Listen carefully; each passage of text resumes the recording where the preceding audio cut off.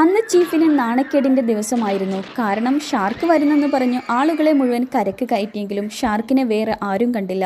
പാവം ചീഫിൻ്റെ പണിയും പോയി. കടലിൽ പതിയിരിക്കുന്ന അപകടമറിയാതെ ചീഫിൻ്റെ മക്കളും കുറേ കുട്ടികളും കടലിൽ പോയതായിരുന്നു ഒരു ദിവസം. അന്നവൻ്റെ നിറഞ്ഞാട്ടമായിരുന്നു. ബോട്ടുകൾ ഓരോന്നായി ഷാർക്ക് തകർത്തുകൊണ്ടിരുന്നു. കടലിൽ വീണുപോയവരൊക്കെ തലനാരിഴക്കാണ് അവനിൽ നിന്നും രക്ഷപ്പെട്ടത്. കോസ്റ്റ് ഗാർഡ് രക്ഷയ്ക്കെത്തിയെങ്കിലും അടുത്ത ഇര അവരായിരുന്നു. ആക്രമണത്തിനിടെ ഗാർഡിനെ ഷാർക്ക് കൊണ്ടുപോയി. കുട്ടികളുടെ ബോട്ടുകളെല്ലാം തകിടം മറിഞ്ഞു. 1 മിനിറ്റ് അനക്കമില്ലായിരുന്നുവെങ്കിലും അടുത്ത ആക്രമണത്തിൽ കൊച്ചു സാം വെള്ളത്തിൽ പോയി. അവനെ രക്ഷിക്കാൻ മാർഗി വെള്ളത്തിലേക്ക് ചാടി.